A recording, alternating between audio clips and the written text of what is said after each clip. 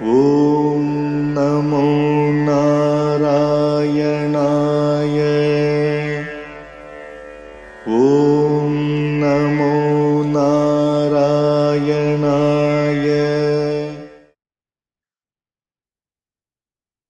Asmat Gurubhyo Namaha, Asmat Parama Gurubhyo Namaha, Asmat Sarva Gurubhyo Namaha. So we're starting today to go through Gadya Trayam, which are the three prose works of Ramanuja, starting with Sharanagati Gadyam, then Sri Ranga Gadyam, and finally Vaikuntha Gadyam. So there are several English translations to the Gadya Traya, and I thought that we would take one by Satyamurti Iyengar, which was published by the Sri Rangam Temple in 1986. So let's have a look at the text and see how it goes. Okay, so this is for everybody. It says here, Arul Mihu is actually the way to say this in Tamil. Arul Mihu Ranganatha Swami Devasthanam publication. Arul Mihu is always prefixed. It's an adjective which means beautiful.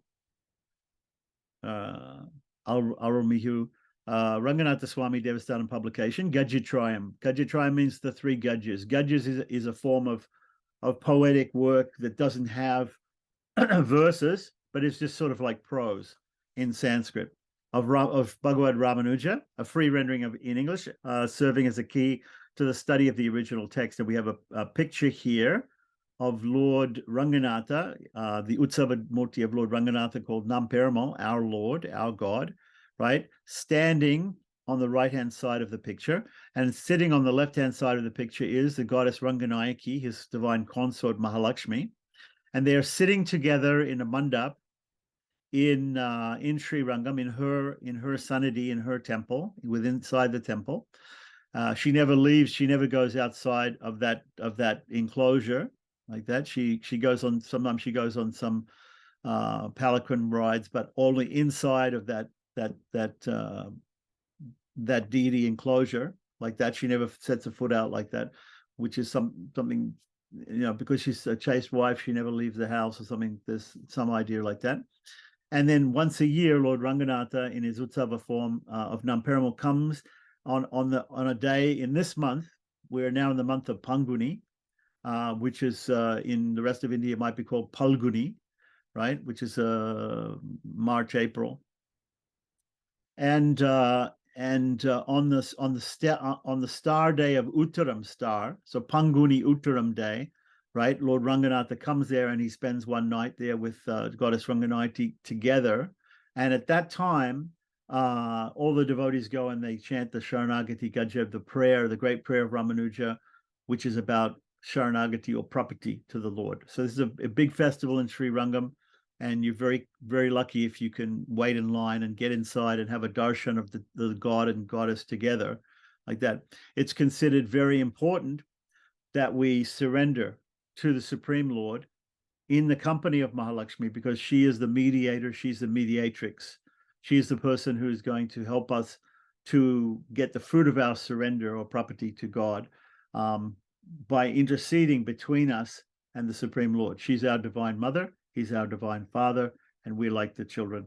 Okay, so that's the idea of putting that on the front cover is got to do with the text, especially the first text, Sharanagati Gadya, where we surrender to the Lord, and the second text also, Sri Ranga Gadya, which is about Sri Rangam. So let's see the Lord in Sri Rangam with his divine consort Mahalakshmi, Ranganayaki, Ranganatha and Ranganayaki. So down below it gives the names. Nam Perumal, which is again in Tamil, Nam means our, and Perumal means Vishnu, our Lord Vishnu. And Sri Ranganachia. So Ranganayaki is her name, is the name of the goddess in Sri Rangam. And Nachia, sometimes we hear this word Nachia. Nachia in Tamil means goddess, like that. And specifically means Mahalakshmi, because if in Tamil, if you hear the word Ishwara, it means Shiva. If you hear the word, usually the Amma, it means Devi, the consort of Lord Shiva. But when they say Nachir, or when it means goddess, or specifically Tyre, right? It means the divine mother, Mahalakshmi. And it says here, right there, the Panguni Uttaram setting, where they sit together. And this is by Sri S. Satyamurti Iyengar, who is a retired officer, Indian Audit Department, author of several religious books. He's very famous for his Tirubai Moli translation, which if anybody's interested, you can just contact me with the WhatsApp number or the email at the end of this video, and we can arrange to get you a scanned copy of that or of this book also. Okay, so this was printed in 1986 from Sri Ranganatha Mamanatha. Mamanatha means my lord. Sri Ranganatha, O Ranganatha, O Lord Ranganatha, my lord. Namo astute means my obeisances unto you.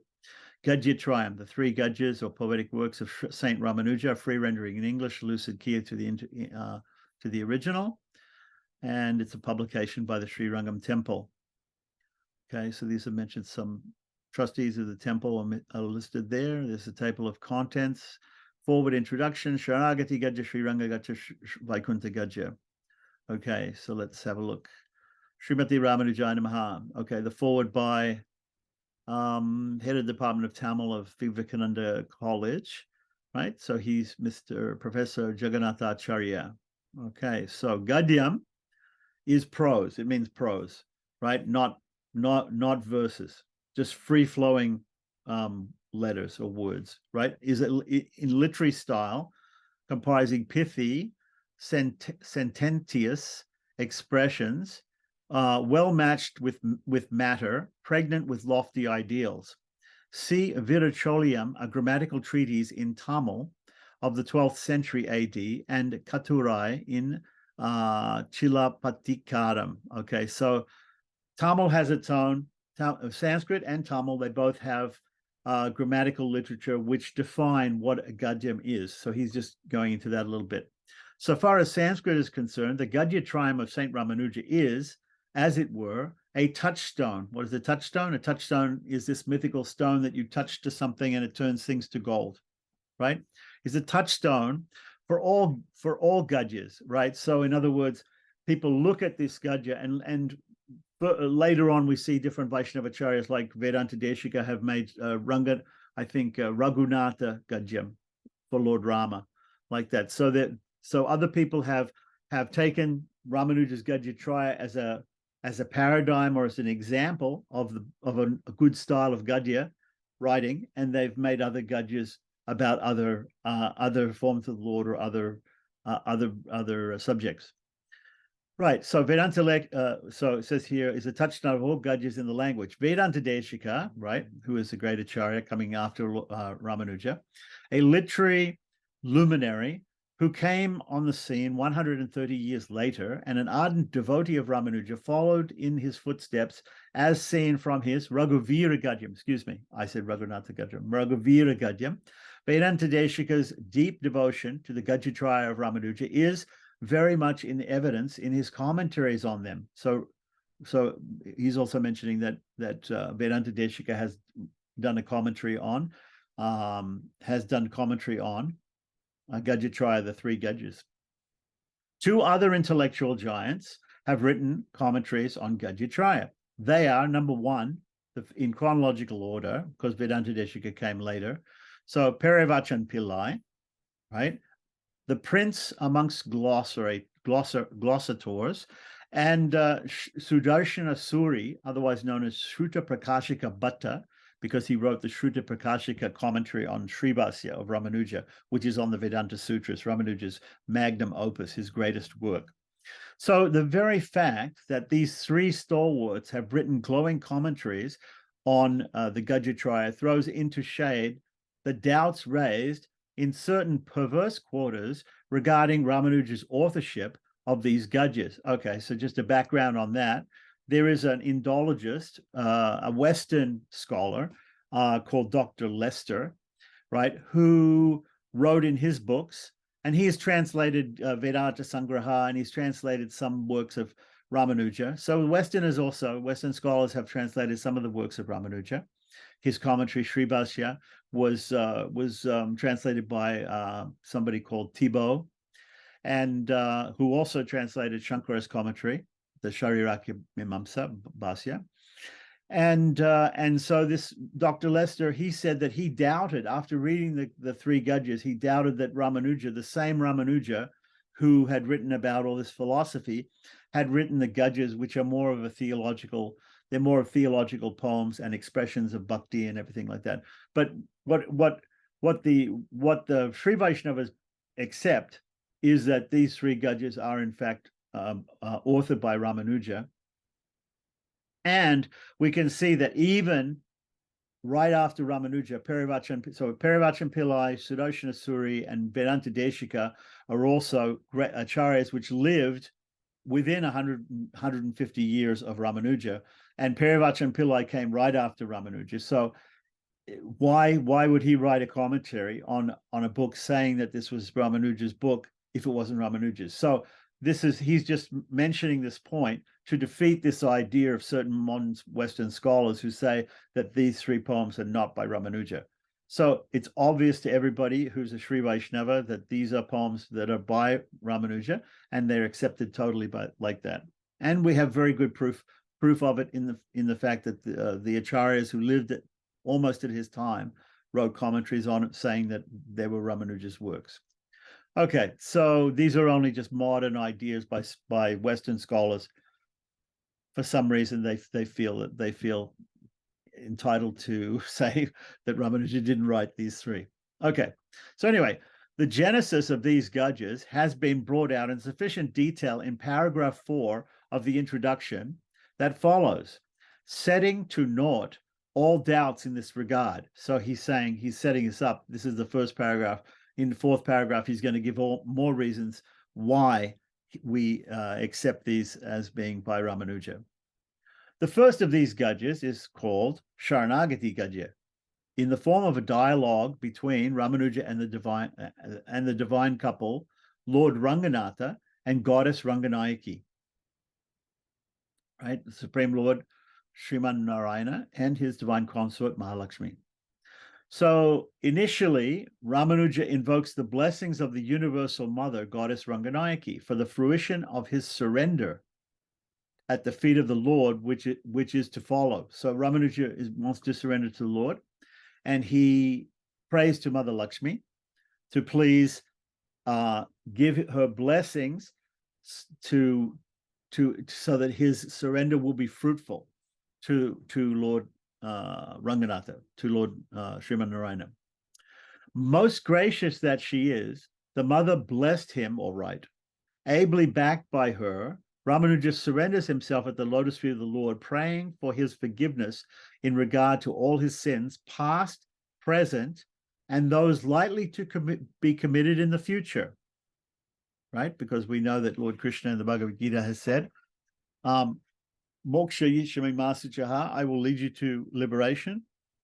And Sarva Papebhyo, all of your sins will be destroyed. All of your sins will be of naught. They will be like nothing, like that. So that means all past, present, and all future sins, like that.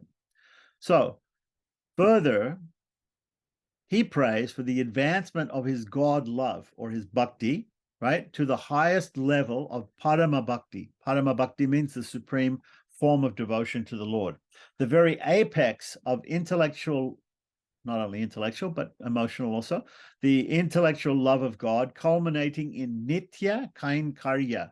Nitya Kainkarya, of course, means eternal service to the Lord, and this is the goal of all Vaishnavas, is to eternally serve the Lord. Eternally serve the Lord, because we are by nature his servants. So unremitting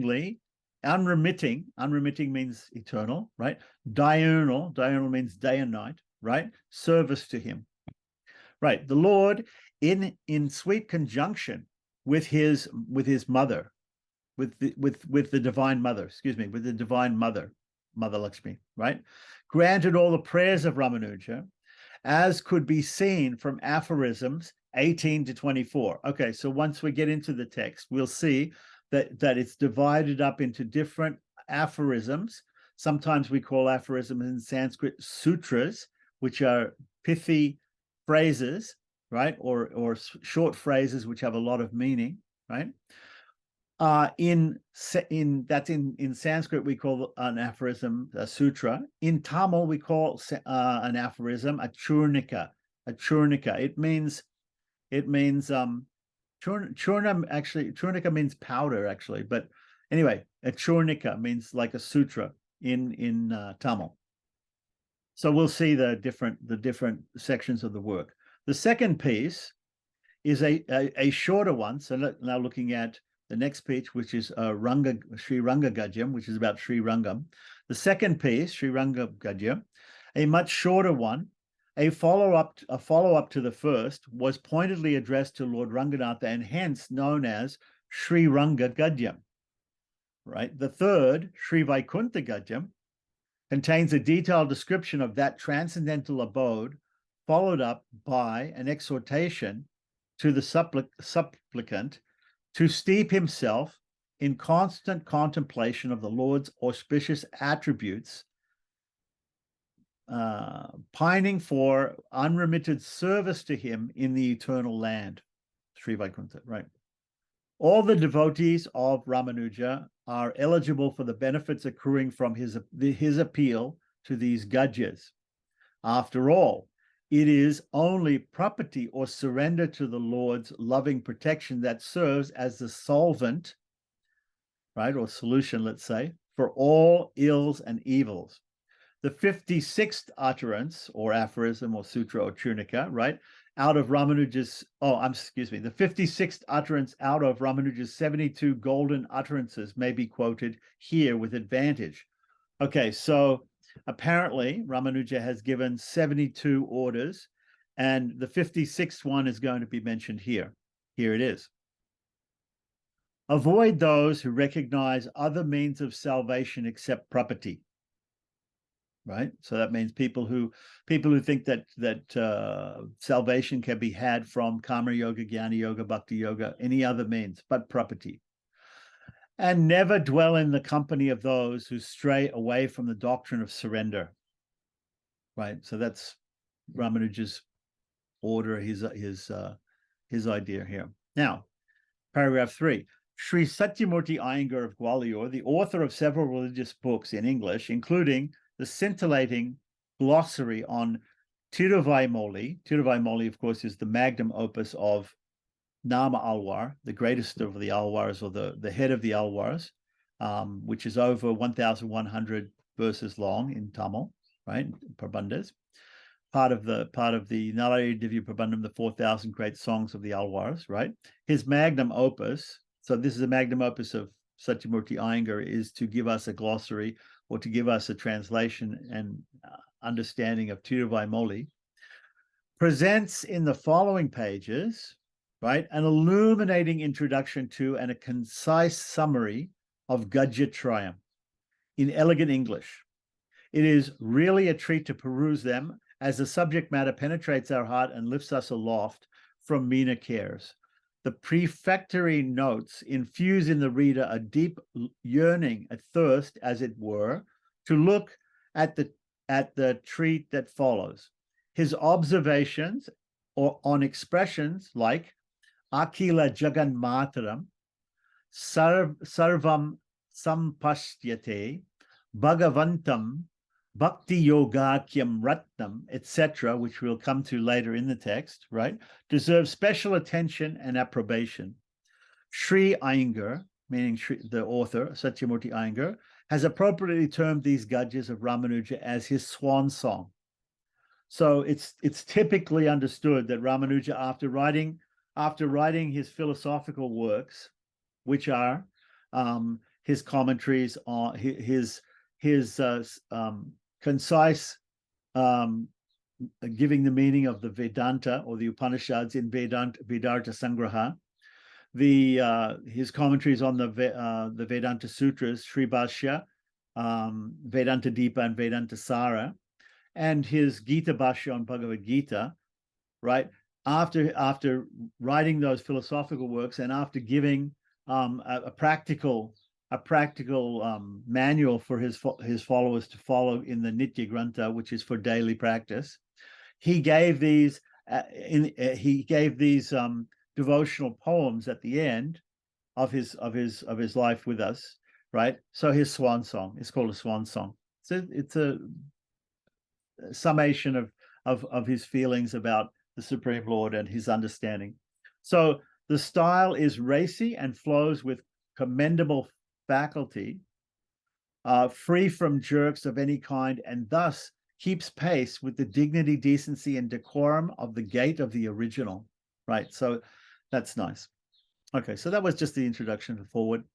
Okay, that was the forward. So now we come to the introduction by Satyamurti Iyengar on the Gadya Trayam of Bhagavad Ramanuja. So although captioned under a common name, Gadya Trayam, these are three separate Gadya compositions in Sanskrit. So people talk about Gadya Trayam, they talk about all three of them together, but actually they're three separate things. Right? The last of the series of 9 works attributed to Saint Ramanuja, the redoubted Vaishnava Acharya, who adorned this abode from 1017 to 1137 CE, right? Here he's put AD, we use CE now. The 6 earlier works are Shribhasya, the magnificent commentary on the Brahma Sutras of sage Badarayana Vyasa, Vedanta Deepa, Vedanta Sara, right? So Shribhasya would be the commentary on the Vedanta Sutras, and it's called Shribhasya because of it is the commentary for the Sri Sampradaya, those persons who follow in the lineage coming from Sri Devi or Mahalakshmi, who is a original Acharya after Lord Mahavishnu, Sriman Narayana in the lineage, right? And then Vedanta Deepa meaning a light or a lamp to show us Brahma or Brahman, Vedanta, a light to show us Vedanta or the ultimate philosophy of the Vedas or the Upanishads, right?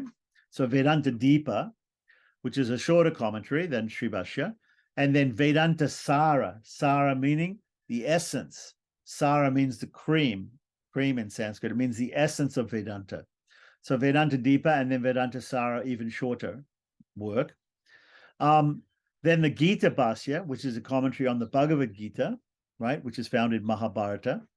The illuminating commentary on Sri Bhagavad Gita. He's got here Vedanta Sangraha, but it's actually the word is Vedartha Sangraha. Vedartha means, artha means the meaning of the Vedas or the meaning of Vedanta. Vedartha Sangraha means bringing together all the meanings from the collected meanings of the Upanishads, because the Upanishads have many, many philosophical meanings in them, which need to be brought together and systematically understood. And that's, of course, why the Brahma Sutras were written, to systematically understand the meaning, the philosophy of the Upanishads. But Ramanuja has talked about the Upanishads here in Vedanta Sangraha. It's considered to be his first work, actually, Vedanta Sangraha. So chronologically, and then Nitya Grantha. Nitya Grantha is, of course, the daily activities and daily rituals of a Sri Vaishnava or a follower of Ramanuja, with a lot of emphasis on the daily worship that a Sri Vaishnava does in his house. So at the home shrine. So clothed in elegant prose, no doubt, we can still feel the flavor of excellent poetry in these gadyams. Several phrases from the saints' prachara, preceptor's preceptor, pracharya, preceptor's preceptor. So Ramanuja took initiation from Perinambi or Mahapurna. Mahapurna's guru was Yamunacharya or Alavandar. All the Sri Vaishnava acharyas and people they usually have a Sanskrit name, and they have also a Tamil name. So he's talking here about there are several phrases from Yamunacharya, Sri Yamunacharya's Stotra Ratna, which is a very famous stotra or hymn of praise in 65 verses written by Yamunacharya. So there are several phrases that he's taken from his Param Guru, his guru's guru, right? Guru's books. In this case, Stotra Ratna, have been planted into these pieces. The saint pours out his heart in rapturous devotion, enumerating to his heart's content the great qualities of head and heart of the Supreme Lord, that inexhaustible fountain of bliss, abounding in innumerable auspicious traits, each of which is of unlimited dimensions, his supernal form of exquisite charm, of natural aroma, the vast array of his resplendent jewels, his weapons of rare excellence, his glorious possessions of vast and wondrous magnitude as sovereign master of the entire universe, the most magnificent part thereof being a vivid description of the high heaven, the eternal land, the Lord's transcendental abode, Sri Vaikuntha. In doing so, it is obvious that the author has been profoundly influenced by Saint Nam Alwar's Tiruvai Moli, the Tamil hymn par excellence, on a par with the Sanskrit Vedas. It's considered to be the 4,000 Nalayira Divya Prabandham of verses of the Tamil verses of the Alwars are considered by Sri Vaishnavas to be on a par or equal to, right, the Sanskrit Vedas in spiritual understanding. So Nam Alwar's Tiruvai Moli, being the greatest part of the Alwar's Divya Prabandha, is compared to the Sanskrit Vedas, which is why Sri Vaishnavas are often called Uve, Ubhaya Vedanta, before their names, because they are followers. Sri Vaishnavas are all followers of not only the Sanskrit Veda, but also what they call the Tamil Veda, the Nalayira Divya Prabandham of the Alwars. Okay, so on a par with the Sanskrit Vedas, in particular the hymns of other Alwar saints in general, the irresistible impact of those glorious hymns comprehensively known as the Divya Prabandham, which present with absolute clarity the essentials of the Sanskrit Vedas, shorn of all their extraneous elements and ambiguities. On the author's magnum opus, Sri Bhashya, Gita Bhashya, and Gadya Trayam, is very much in evidence in various places, right? So in various places it'll be understood that that Ramanuja in these Gadyas, that he's been influenced by all of the hymns of the Alwars. Aphorisms 5 to 17 of the first piece, Sharanagati Gadya, and aphorism 3 of the last piece by Vaikuntha Gadya, Sri Vaikuntha Gadya, are quite lengthy, and the last mentioned, the lengthiest, and yet recital thereof is by no means tiresome. And so it's quite often Sri Vaishnavas, they do chant these poems of Ramanuja. In fact, most Sri Vaishnavas will chant the Sharanagati Gadya on a daily basis to remind them of property, to remind them of Sharanagati. And you can find audios on the internet of people chanting these Gadyas like that you can learn from. And if anybody needs any help finding the audios and learning the Gadya Traya, they can just simply also get in touch with me with the information at the end of the video. So recital thereof is by no means tiresome. So people actually enjoy the recitation of these Gadyas even to this day, not just on the Panguni Uttaram day, which when we see the god and goddess to come together in Sri Rangam. So on the other hand, the chanter is transported to the realm of ecstasy, entering, as it were, the spirit of the author himself with great empathy.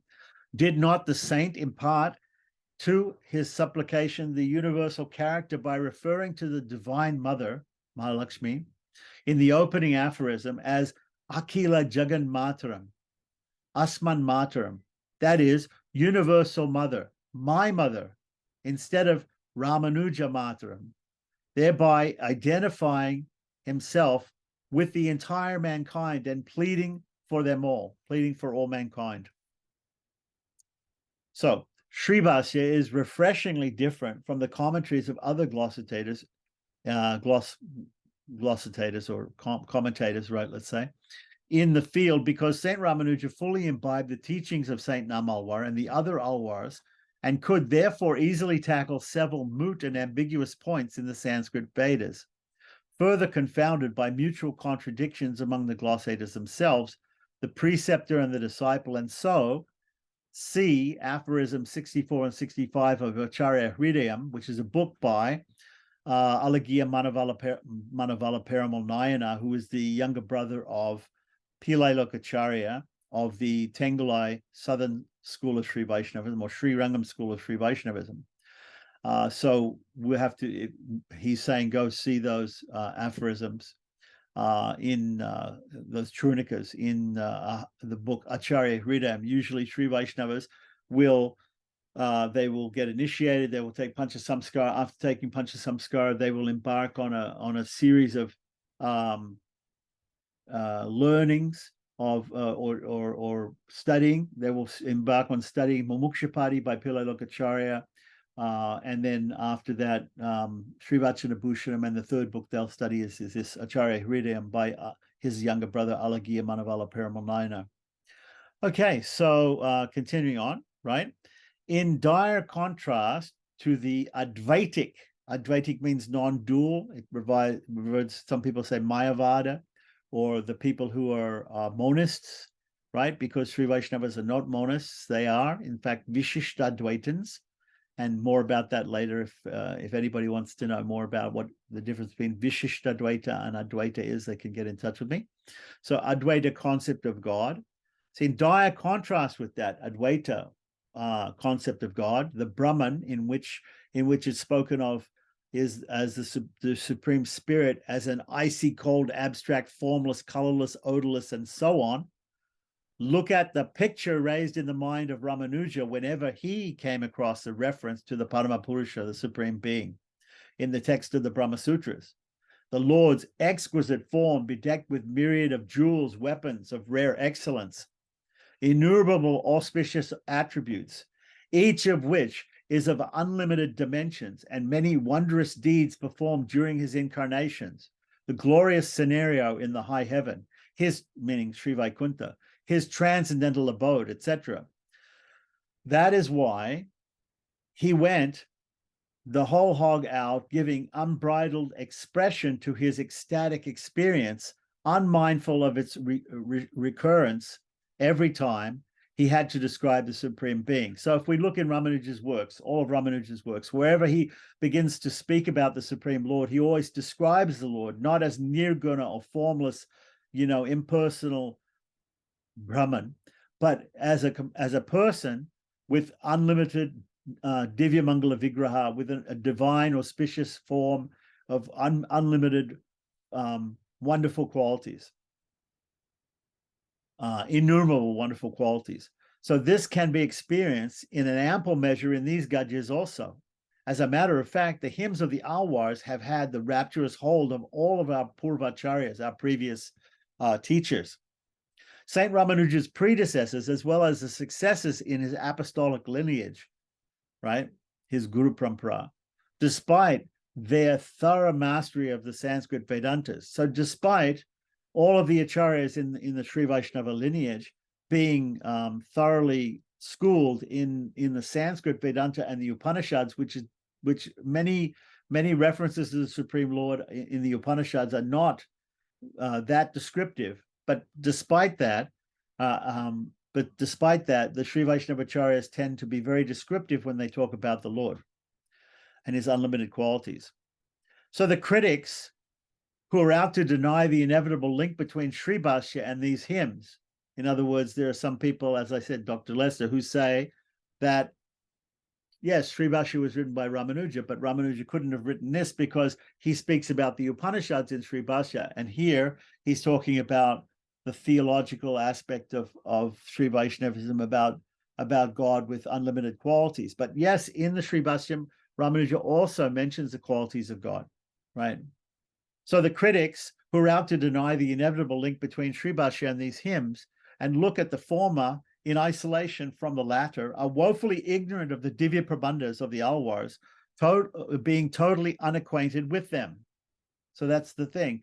There are some Western scholars that they're very good at Sanskrit, and they read the Sanskrit works of Ramanuja, and they think that these must be separate from Ramanuja because they have no idea of the Nalaya Divya Prabandham, which is in Tamil, because they're unable to understand Tamil. So And yet in Sri Bhashya, there is no specific mention of Lord Narayana, identified as the Supreme Brahman, the God of gods, much beyond the mental comprehension and vocal appreciation of even the celestials in the higher echelon. So although Sri Bhashya gives us a personalist understanding of the Supreme Lord, still Ramanuja, in order to defeat the Advaitins and defeat the monists in his Sri Bhashya, he hasn't actually mentioned Sriman Narayana like that. The Lord's lotus feet, the unfailing haven of his supplicants, to the divine mother, the bewitching spouse of the Lord, the great intercessor between the erring mankind on the one hand and the omniscient Lord, from whose notice none of the innumerable transgressions of every one of his creatures escapes, on the other hand, and property, surrender to the Lord's loving grace, looking upon him as the ready means, or siddhopaya. Siddhopaya means the goal which is already reached, which is attained, right? The means and the end, the means and the end rolled into one, do not also find specific mention in Sri Bhashya. But then these conspicuous omissions have been made good by Saint Ramanuja in ample measure in these Gadyas, which could be termed as his swan song, like unto the English poet Milton's Samson Agonistes, the last of his poetic works. Right. So swan song means the last of his works, the last of his poetic works. Now, Sharanagati Gadyam, turning to Sharanagati Gadyam, the first of the three pieces, is initially addressed to Goddess Ranganayaki, Mahalakshmi, invoking her good offices for ensuring Lord Ranganatha's due acceptance of the saint's prayers in the supplication to him, which is to follow, the surrender to him, which is to follow. Assured by her of the fruition of his ensuring supplication, the saint submits his humble petition to Lord Ranganatha, right? So after surrendering to Goddess Ranganayaki and try to get her blessings, then afterwards Lord Ramanuja surrenders to Lord Ranganatha with the grace of Goddess Ranganayaki, Mahalakshmi. He knows that his surrender to Lord Ranganatha is going to be successful, and evokes his favorable response in the last 7 aphorisms, or the last 7 sutras of Sharanagati Gadyam. The middle piece, in the middle, a short one known as the middle piece, so that's about Sharanagati Gadyam. Now, in the middle piece of Gadya Traya, the Sri Ranga Gadyam is a direct address to Lord Ranganatha, as seen from the salutation of the Lord in the first and last aphorisms in the Sri Ranga Gadyam. In the last piece, Sri Vaikuntha Gadya, the saint lends advice to the aspirants for moksha. So those persons who are mumukshus, they want moksha, or liberation, final emancipation from the bondage of samsara, and rendering blemishless, pure service to the Lord in that eternal land, Sri Vaikuntha. This Gadya indicates the Lord's lotus feet as the means for attaining the final goal to be coveted by those aspirants, and also vividly portrays the glory and grandeur of the high heaven, Sri Vaikuntha, the aspirants' ascent to heaven through the exhilarating route earmarked, therefore, and which is called the Achiradi Marga, the path of light from this world to Sri Vaikuntha, and the attainment of eternal joy in that eternal land. One feels thrilled with joy when one recalls the genesis of these Gadyas, how they came about, the propitious setting in which they were delivered by the munificent saint of remarkable compassion for humanity at large.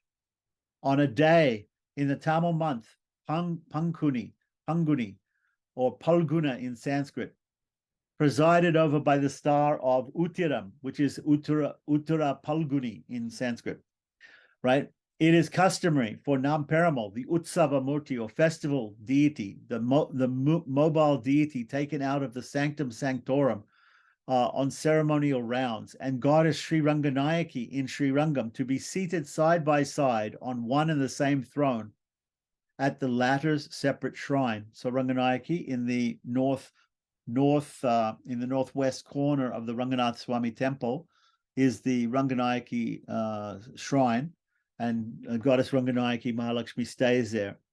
So Lord Ranganath comes to see her, occurring but once a year, and the date is coming up from this, or it may have already passed, I'm not sure. Anyway, Saint Ramanuja rightly seized this glorious opportunity to pour out his heart in humble submission at the feet of the divine couple and seeking their blessings for the universal weal. Right at the beginning of Sharanagati Gadya, the first of the three pieces delivered on this occasion, came the gracious response from the goddess. See aphorisms 3 and 4. So Ramanuja, in the first two aphorisms, he appeals to goddess Ranganayaki, and then in 3 and 4, she replies to him.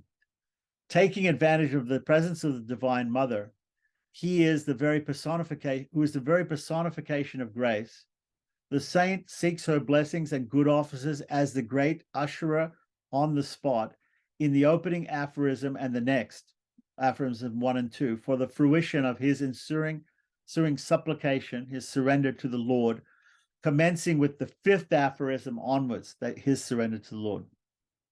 The supplicant's goal is to attain the Lord's lotus feet in heaven, Sri Vaikuntha, and rendering to him blemishless or pure service in all possible ways, without any intermission, without any break, continuous 100% service to the Lord in Sri Vaikuntha, and without the slightest tinge of self-ego or self-egoism or egotism.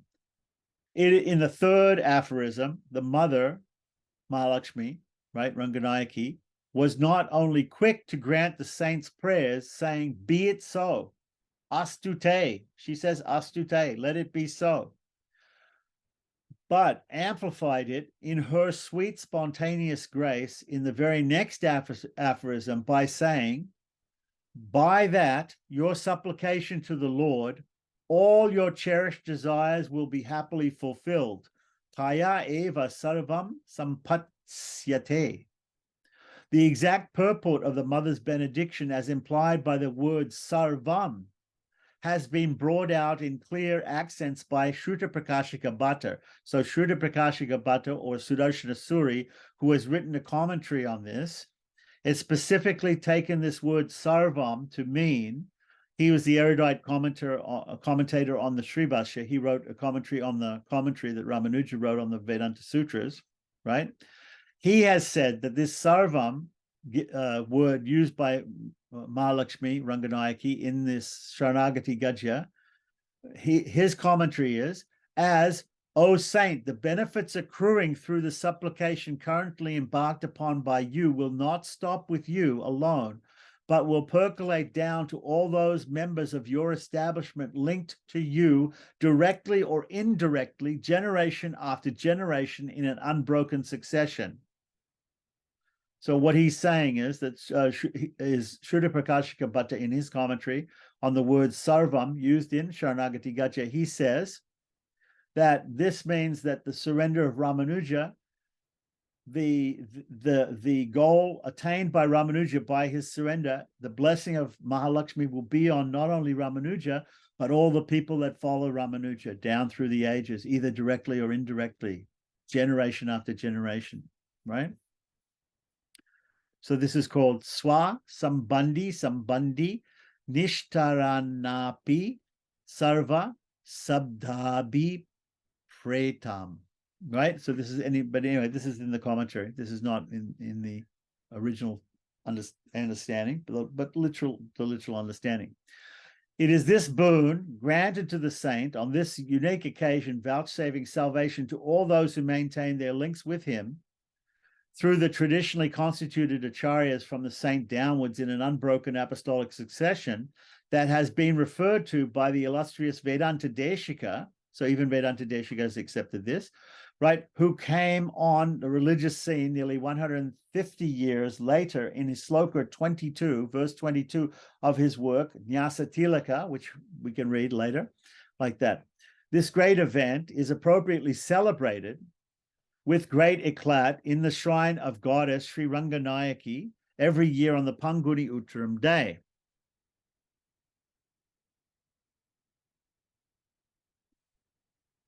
Yeah, it's very interesting that they would say this, serving Ramanuja directly or indirectly, like that. And some people, what they're saying, what especially Tengalai Sri Vaishnavas, some people will say, some of them will say that the important part of surrendering to the Lord is that we have Ramanuja Sambandha, because Ramanuja surrendered, and therefore by Ramanuja's surrender, everybody else is saved also, like that. It's a very Christian way of looking at things, if you ask some people. But at the same time, this is some people's idea. Of course, it doesn't negate the idea that everybody has to do property at the feet of the Lord. Everybody has to surrender to the feet of the Lord. But it's an example, let's say, of hyperbole, right? That in order to enthuse people to surrender and to be attached to Ramanuja in some way, directly or indirectly, right? That this is being spoken of by Shruta Prakashika Acharya, and by Venanta Deshika, like that. Okay, all right. So it's not meant to be that everybody should therefore think, oh, Ramanuja died to save everybody, or like Jesus, and it's not meant to be like that, right? But people will speak about, we like to have Ramanuja Sambandha, the idea of being close to Ramanuja. By being connected in some way to Ramanuja, we feel more spiritual. We feel that our surrender to the Lord will be more successful, because Ramanuja spoke to Mother Lakshmi on behalf of himself, but also on behalf of everybody else, and she blessed him, and she blessed all his followers, like that. So that's the point. So the day's festival is significantly called Periya Tirunal. Okay, so Periya, this festival, this Panguni Uttaram festival, where the Lord Ranganatha and Ranganayaki sit together, and the Gadyas are chanted, especially Sharanagati Gadya in front of them, and Ramanuja is said to have appealed to them together in his supplication, or his surrender to the Lord. Periya in Sanskrit means big, or huge, or great, like that. Tiru means goddess Shri, and Sri Vaishnavas all like to prefix many things with Tiru. The word Tirunal can mean a big festival. Tirunal can be a festival. It's a holy day. Tirunal means a holy day. So Periya Tirunal means a big festival, a big holy festival. In view of the bonanza of salvation accrued to posterity for everyone, as elucidated above, one feels thrilled with ultra mundane joy on listening to the grand recital of the three Gadyas on this day by the temple Adhyapakas, right? The enlisted chanters. There have people, Sri Vaishnavas, who come specifically will chant those prayers in front of Goddess Ranganayaki and Lord Ranganatha on Panguni Uttaram day. And what a feast for the eyes as well, the divine couple majestically seated on the same throne in an elevated mandapa, a sight for the gods indeed. And not only you can see them there, but you can go up and you can circumambulate them also. And the darshan is there for the whole night. So it's a really wonderful, wonderful darshan if you get a chance to see it. All right. So that was just the introduction. So now we'll just start with Sharanagati Gadya. Prefectory notes.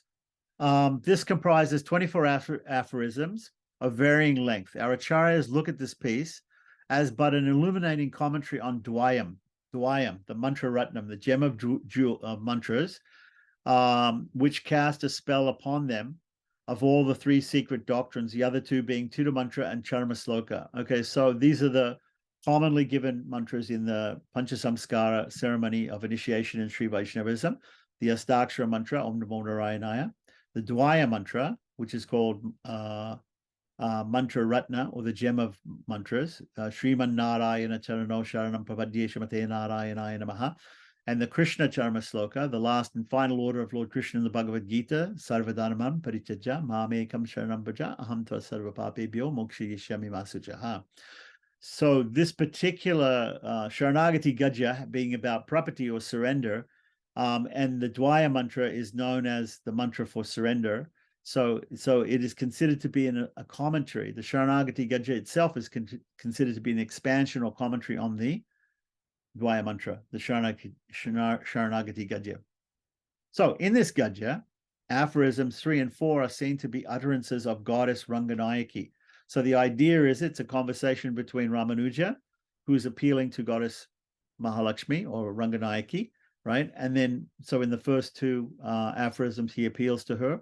In aphorisms 3 and 4, she replies to him. And then starting with aphorism 5, he gives his supplication or surrender to the Lord. So in this Gadya, aphorisms 3 and 4 are seen to be utterances of goddess Ranganayaki, while aphorisms 18 and onwards till the end are attributed to Lord Ranganatha. So his reply after Ramanuja surrenders to him, constituting his replies responding favorably to the saints' entreaty embodied in aphorisms 5 to 17, right? So aphorisms 1 to 2 is called Sri Prapati, or surrender to Mahalakshmi, right? Get her blessings that our surrender to Lord Ranganatha will be fruitful, right? Then 3 and 4, her reply to Ramanuja on those entreaties and her blessings of Ramanuja and the rest of us, I guess, as well, right? And then aphorisms 5 to 17 are Ramanuja's surrender to the Lord, and from 17 onwards, right, up from 17 onwards, Lord Ranganatha's reply. So it might be argued whether the divine couple in their iconic manifestation, their deity form, could have at all opened their mouths and uttered the words attributed to them.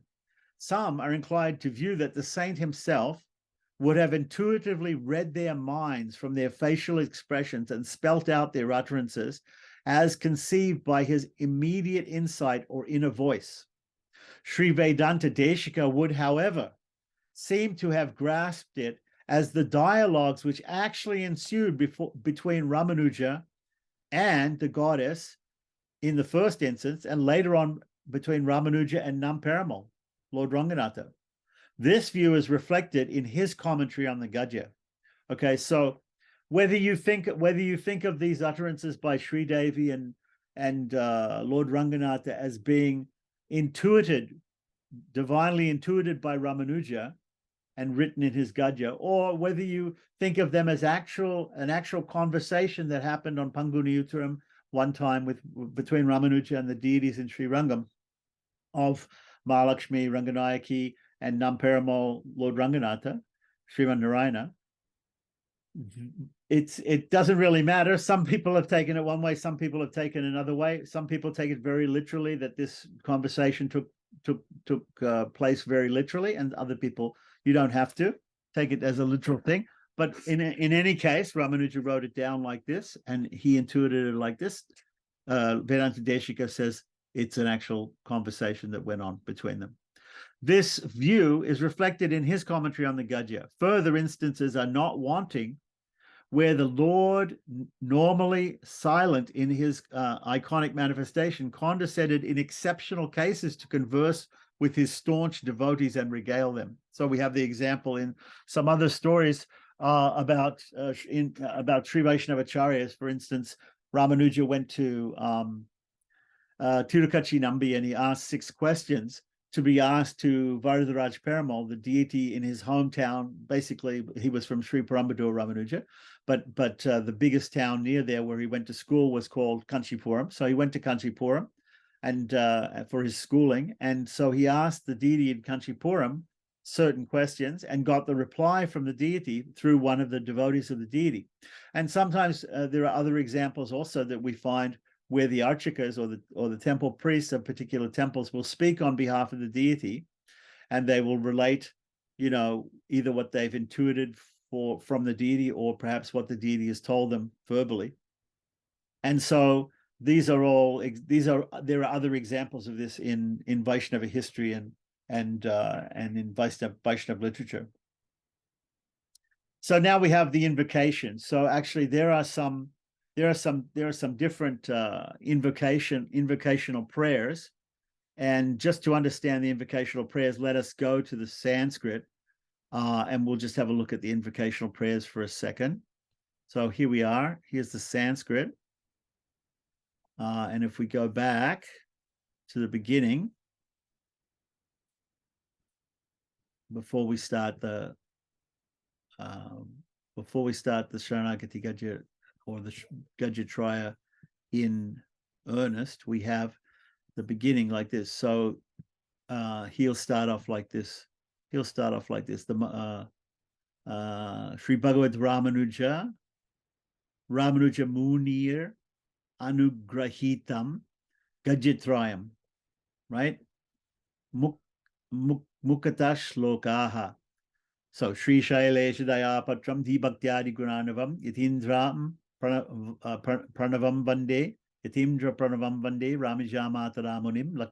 And this is, of course, the author is a Tengalai, so he'll say that. He'll say that prayer to Malavala Muni, and after that, if you have a Wadagalai publication, probably will start out with Ramanujadaya Patram Jnana Vairagibhushanam Srimad Venkatanata Yam Vande Vedanta Deshikam, right? And then it goes on, Lakshminata Samarambham Nati Madhyamam Asmaracharya Paryantam Vande Guru Paramparam Yo Nityamachira Parambuji Yugma Rukma Vyamohatastaritarani Trinayameni Asmad Guror Bhagavatos Yareka Sindhoho Ramanujasya Sharano Sharanam Papadji, which is a prayer to Ramanuja. Mata Pita Yuvatayas Tanaya Vibhutihi Sarvam Yudeva Niyamena Manan Bhayanam Adyasya Nakulapate Bakulabiramam Shrimatrangi Yugalam Pranamabhi Mudna Namawar Bhutam Sarasya Mahadahvaya Bhattanata Shri Bhakti Sarakula Shekhara Yogi Vahan Bhaktangrena Palakali Tindra Mishran Srimat Parankushamanim Paratos Binityam, which is a prayer to all the Alwars.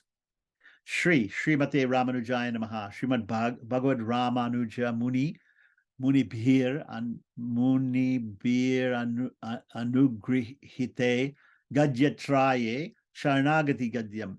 Right, so again they say Yo Nityamachura Parambuji Yugma Vyamohatastaritarani Trinayameni Asmad Guror Bhagavatosya Deka Sindoho Ramanujasya Charano Sharanam Papadye, which is the prayer to Ramanuja. And then the next two verses I'm going to chant here before we get to the Sharanagati Gadya, right, our introductory verses. I'm just going to say them because he's going to talk about them in his introduction there. Vande Vedanta Kapura Chamikara Karandakam Ramanujaryamaryanam Chudamani Maharnisham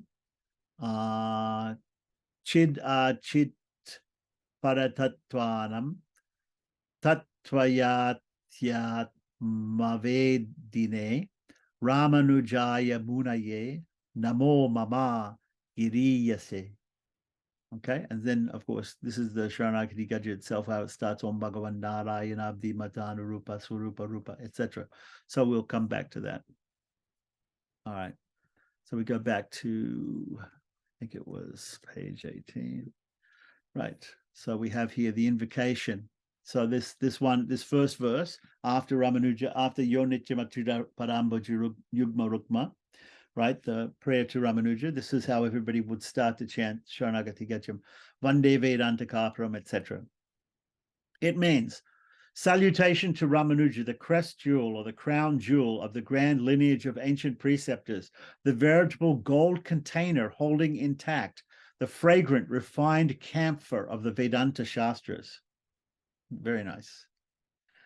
So the Vedantas in their entirety bespeak the great glory of the Supreme Brahman, or the Supreme Lord, the Supreme Spirit, who is fragrance itself, Sarvagandha, and hence the Vedantas are figuratively termed as fragrant camphor. As one who imparted the fragrance to the Vedanta Shastra through Sri Bhashya, his commentary on Vedanta Sutra, the scintillating commentary on Brahma Sutras, Sri Ramanuja could be looked upon not merely as the container of camphor, but as the camphor itself, both the container and the content rolled into one. Aphorism 1. Robust faith in the Supreme Lord as the unfailing means for the supplicant's salvation and an inordinate longing for the final consummation are the essential ingredients of property or surrender to the Lord's loving protection. Right? So let's have a look at that again. So what's the most important part of property is, right? So the unfailing means of the supplicant's salvation are an inordinate longing. You have to long for that, for the final consummation. So we have two things, right? Unfailing, the faith, robust faith in the Lord as the means of our salvation, and our longing. We have to also long for that salvation. It is for the stabilization of these traits in him that Saint Ramanuja invokes, in the first instance, the grace of Goddess Ranganayaki. Tiruvarangatur Amudana's prayer to Goddess Mahalakshmi in the concluding stanza of his Ramanuja Nutrandadi. Okay, so as well as the 4,000 Nalaya Divya Prabandhas, right? Approximately 4,000, a little less than 4,000. There's also a prayer in Tamil by a person called Tiruvarangatu Amudana. And this is in I think 108 verses, about 100 verses like that in Tamil, like that. It's included with the Nalaya Divya Prabandha, right? And it's called Ramanuja Nutrandadi. Ramanuja Nutrandadi is in praise of Ramanuja. So we have CF means to see this person's Amudana's prayer to Goddess Mahalakshmi in the concluding stanza of his Ramanuja Nutrandadi to get Ramanuja's lotus feet firmly implanted on the poet's crown. So this Amudana, Tiruvaranga means he's from Srirangam, Tiruvarangam, right? Tiruvarangan Amudana, his name was Amudana, right? He wants, in his prayer, he wants Ramanuja's feet on his head. The Divine Mother has the unique reputation of getting the Lord round to bestow his grace even on the most heinous offenders who would otherwise be damned beyond redemption. Asharanya Sharanyam. Asharanya Sharanyam. Please give, basically what he's saying is those who cannot take shelter are given shelter. The supplication of the Lord commences on aphorism 5 and extends up to aphorism 17. So aphorism 2, while the earlier aphorism is couched in general terms, expiating on the glory of the Divine Mother, this aphorism spells out distinctly what exactly is sought from her, namely, putting through her good offices. What is prayed for is the induction in him of an inordinate longing for incessant communion with the Lord, so as to kindle in him, in an ever-increasing measure, the appetite for serving him, the Supreme Lord, in all possible ways, at all times, and under all circumstances, free from any blemish of any kind. Aphorism 3. So he's giving the meanings here. Maybe we should also read a free translation of the text, right? So if we have the Sharanagati Gadya, so aphorism 1, the translation would be, having no other resource, I seek as my resort, the goddess Sri Lakshmi, my mother and the mother of the whole world, who is the sole resort of those that are helpless, the wonderful Sri, the supreme consort of the God of gods, who is free from all trace of blemish, who is ever in union with Bhagavan, whose greatness has no bounds, whose residence is the bed of lotuses, who possesses countless hosts of auspicious qualities like beauty, virtue, majesty, lordship, and goodness, and whose essential nature, Swarupa, is such as is appropriate and pleasing to Bhagavan Sriman Narayana. Note, the word Bhagavanti means worthy of worship or homage, 2, possessing the 6 qualities, knowledge, ability, unwearied energy, splendor, strength, and lordship. And then aphorism 2 is, may my sincere, this is Ramanuja pleading to Lakshmi, may my sincere, faithful Sharanagati or surrender at the lotus-like feet of Bhagavan, Srimad Narayana, be continuous and unending. Sharanagati performed with the longing to obtain the privilege of eternal service to him, which is of the nature of finding my sole joy in rendering all forms of service appropriate to all states and situations, and which is stimulated by unlimited and unsurpassed love, arising from the boundless and unsurpassed delight in the full, continuous, eternal, and extremely pure enjoyment of Bhagavan, than which it seeks no other gain, and is the result of Parabhakti, Paragyana, and Paramabhakti exclusively and eternally displayed towards the two lotus-like feet of Bhagavan, which are the supreme goal to be desired. Note, this is Ramanuja's prayer to Sri. Okay, so then the next aphorism is Mahalakshmi speaking back to Ramanuja about his prayer to her, his entreaty to her. So she says, be it so is the gracious utterance of Goddess Ranganayaki embodied in this aphorism. So the third aphorism is just astute, let it be. She says, yes, whatever you want, Ramanuja, let it be so for you, right? So then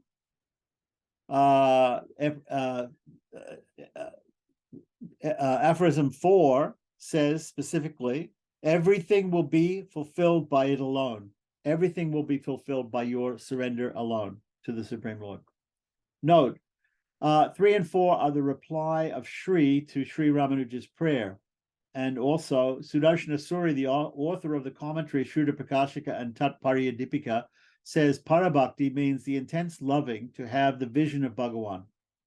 Paragyana, the actual vision of the Lord. Paramabhakti, the intense longing consequent on Paragyana. To these, to have the continuous enjoyment of Bhagavan, Srimad Narayana. These three are the stages in ripening and perfection of bhakti. Okay, so the Divine Mother, who is grace first, grace last, and grace throughout, went one step forward, one step further, as is her wont, and amplified the contents of her previous statement, along with assurance, but that stating in this aphorism, through that your impending supplication, all your cherished desires will get fulfilled in an excellent manner, is basically what she's saying. The exact import of the word underlined, namely all or sarvam, has been succinctly brought out by the erudite commentator Shuddha Prakashika Bhatta, or Sudarshana Suri, as O Ramanuja, the benefits accruing to your contemplated supplication at the feet of the Lord will not stop with you alone, but will duly overflow to all those who retain their spiritual links with you, your spiritual progeny, generation after generation. That is to say, your direct votaries, their votaries and their votaries, or their devotees, right? And so on in unbroken succession. Swasambandhi Sambandhi, Mistaranapi, Mistaranamapi, Sarva Sabdabhipretam. Okay, so now Ramanuja again says, now he addresses Lord Narayana. So he says, O Narayana, consort of Sri, whose wonderful form, while being opposed to all that is the nature of a blemish, is the sole resting place of all that is auspicious, whose essential nature, Swarupa, is absolutely different from that of all beings and objects other than itself, and is characterized as infiniteness, intelligence, and bliss. So we can say infinity, intelligence, and bliss, and whose unique personality is appropriate and pleasing to thyself, to yourself, and is the abode of unimaginable, divine, and wonderful qualities. Eternal, spotless, and unsurpassed, countless qualities like splendor, beauty of features, fragrance, tenderness, handsome personality, and youth. O Lord, who are the great ocean of hosts of innumerable, who art the great ocean of hosts of innumerable auspicious qualities, which are by nature yours, and which are infinite and unsurpassed qualities like intelligence, strength, lordship, valor, ability, unwearied energy, easy accessibility to all and sundry, love, gentleness, straightforwardness, goodwill to all, freedom from partiality, compassion, sweetness, profoundness, generosity, adroitness, firmness, fortitude, fearlessness, prowess, the eternal possession of all objects of desire, the ability to carry out all resolves, helpfulness and gratitude. O Lord, who are adorned with divine ornaments of a large size and appropriate to you, ornaments of various kinds and exquisite workmanship, countless in number, wonderful, eternal, faultless, possessing unsurpassed fragrance, unsurpassed softness to touch,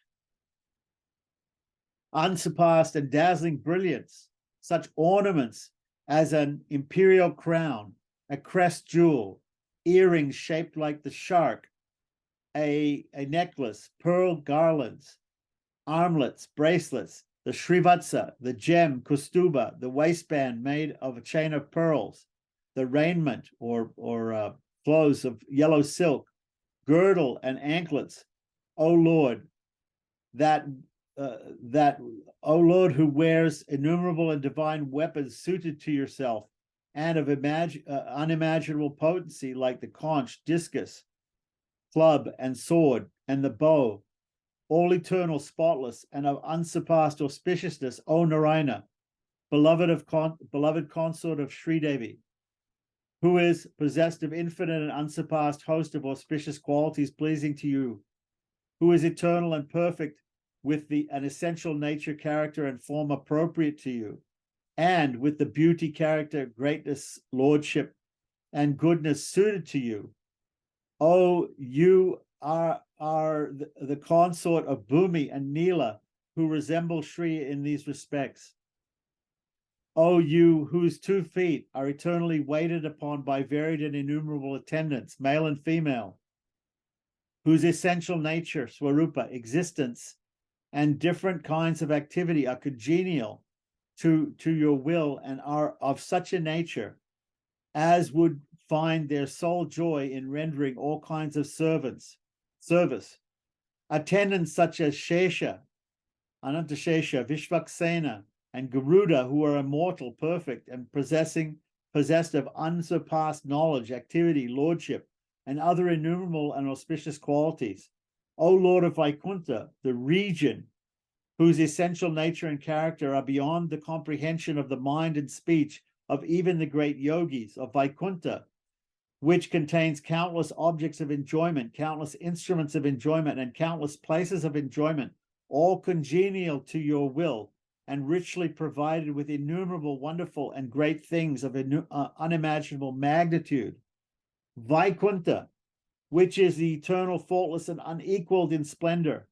O you whose sport or lila consists in the creation, maintenance, and dissolution of the whole universe, containing within its diverse kinds of wonderful and countless objects of enjoyment, countless groups of those that experience pleasure and pain, countless instruments of enjoyment, and countless places of enjoyment, which are all basically of the nature of matter, prakriti, jiva, and time, whose essential nature, existence, and activity conform to thy will, and whose nature is solely to serve thy purpose. O you, who has all objects of desire, whose will is ever accomplished, who are the supreme Brahman and the Purushottama, whose greatness is beyond all measure.